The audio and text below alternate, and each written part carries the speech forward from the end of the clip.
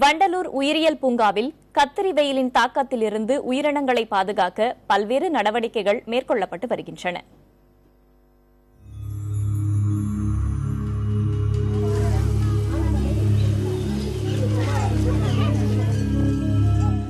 அக்னி நட்சத்திரம் என்ற கத்திரி வெயிலில் சராசரி அளவை விட வெப்பத்தின் தாக்கம் அதிகமாக இருக்கும்.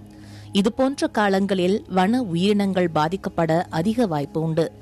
வண்டலூர் அறிஞர் அண்ணா வன உயிரின பூங்காவில் கடும் வெப்பத்தின் தாக்கத்திலிருந்து விலங்குகள் மற்றும் பறவைகளை காப்பாற்ற பல்வேறு சிறப்பு ஏற்பாடுகள் செய்யப்பட்டுள்ளன. 3 யானைகள் உள்ளன.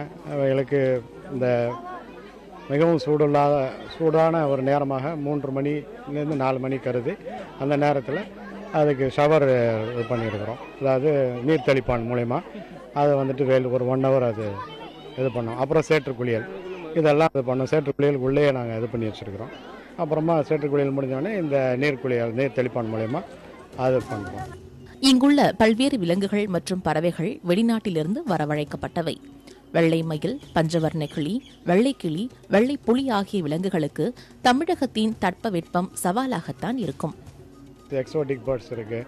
அந்த மாதிரி பறவைகள் இனத்துக்கு மேலே வந்துட்டு ஜூட்டு, அதாவது இந்த சாக்கு இதெல்லாம் கட்டி அந்த துணி கோணிப்பைன்னு சொல்லுவாங்க, அதை ஒரு ரோல் வாங்கி அதை கட்டி அதுக்கு மேலே அதை வந்துட்டு பீரியடிக்கலாக 3 வேளை தண்ணி ஊற்றுறோம். அது நனைஞ்சு அந்த இடம் அப்படியே ஈரமாக இதாக இருக்கும். அதுக்கு அந்த வெப்பத்தை கொஞ்சம் குறைக்கிறதுக்கு ஏதுவாக இருக்கும். இது கோடை விடுமுறை என்பதால் குழந்தைகள் முதல் பெரியவர்கள் வரை வன உயிரினங்களை காண வந்த வண்ணம் உள்ளனர். அவர்களின் களைப்பை போக்கும் விதமாகவும் உற்சாகமூட்டும் விதமாகவும் தண்ணீர் தெளிப்பான்களுக்கும் ஏற்பாடு செய்யப்பட்டுள்ளன.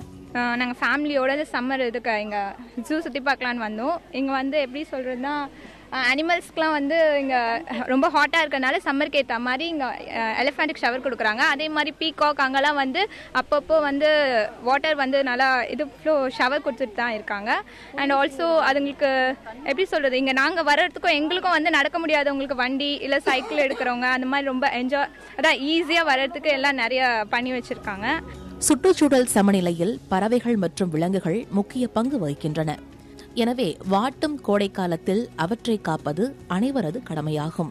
அண்ணா உயிரியல் பூங்காவில் பறவைகள் மற்றும் விலங்குகளுக்கு பல்வேறு யுக்திகளை பயன்படுத்தி இந்த கோடை காலத்திலிருந்து அவைகளை காப்பாற்றி வருகின்றனர்.